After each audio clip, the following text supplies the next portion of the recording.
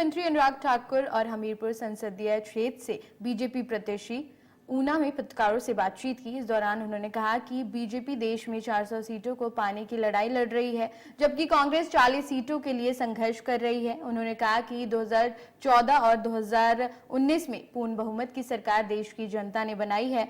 अब 2024 में भी पूर्ण बहुमत की सरकार देश की जनता बनाने को तैयार है। उन्होंने कहा कि कांग्रेस नेता राहुल गांधी के पास देश को दिखाने के लिए कुछ नहीं है, ना विजन है और ना ही सोच है। दूसरी तरफ देश के प्रधानमंत्री नरेंद्र मोदी ने देश को विकसित भारत बनाने का संकल्प लिया है।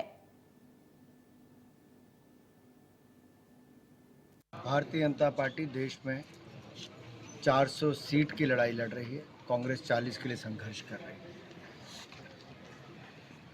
पूर्ण बहुमत की सरकार 2014-19 में भी देश की जनता ने बनाई, 24 में बनाने के लिए तैयार है।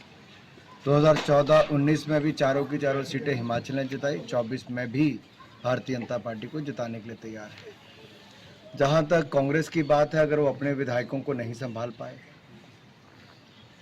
उनके काम नहीं करवा पाए, क्षेत्र का विकास नहीं करवा पाए, जो वायदे किए थे वो पूरे नहीं कर पाए, अपना घर न संभाल पाए और दूसरों पर ठीकरा फोड़ें, ये कहीं से उचित नहीं। सर, कांग्रेस अभी तक जो टिकटें हैं वो हिमाचल की, वो भी अभी तक घोषित नहीं कर पाई है। क्योंकि कांग्रेस का अंदरूनी मामला है, वो तय करें कब उनको टिकटें देनी है, किसको देनी है। जो भी चुनाव लड़ेगा, मुद्दों पर, विचारधारा पर, विकास पर, सब विषयों पर चुनाव में चर्चा भी होगी। हम अपनी उपलब्धियां बताएंगे और चुनाव जीतेंगे। सर, मंडी से कंगना रनौत के विरुद्ध विक्रमादित्य कन्या से आप कितना कड़ा मुकाबला मानते हैं? क्योंकि हर राजनीतिक दल से कोई ना कोई तो प्रत्याशी आएगा। सर, राहुल गांधी लगातार बीजेपी पर जो है निशाना साध रही है, क्या कहना चाहेंगे? राहुल गांधी जी के पास देश के लिए दिखाने के लिए तो कुछ है नहीं, ना विजन है, ना सोच है। दूसरी ओर नरेंद्र मोदी जी ने देश के सामने विकसित भारत बनाने का एक संकल्प लिया है और जिस तरह से आत्मनिर्भर भारत सफल हुआ, startup India, stand up India, मुद्रा योजनाओं से लेकर अन्य योजनाओं, गरीबों का कल्याण हुआ, सेवा सुशासन के पिछले 10 वर्ष रहे, हमारे पास जो किया वो भी दिखाने के लिए है।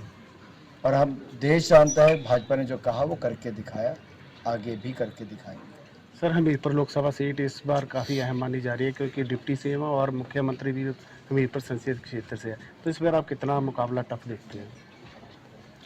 मैं चुनाव को चुनाव की दृष्टि से देखता हूँ। चाहे छोटा चुनाव हो, बड़ा चुनाव हो, कड़ा चुनाव हो, सरल चुनाव हो, चुनाव चुनाव होता है और हमें एक अवसर मिलता है कि हम अपने कामकाज को जनता के बीच में लेकर जाएं, जनता का आशीर्वाद पाएं। अवसर मिला है मुझे अपने काम को दिखाने का, मोदी जी की सरकार के काम को दिखाने का। हम जाएंगे। भारतीय जनता पार्टी के लिए यहाँ का कार्यकर्ता एक बहुत बड़ी ताकत है, यहाँ की जनता का आशीर्वाद हमारे लिए वरदान है और जनता ने पहले भी ये चुनाव लड़ा है, इस बार भी लड़ाएगी और जिताएगी।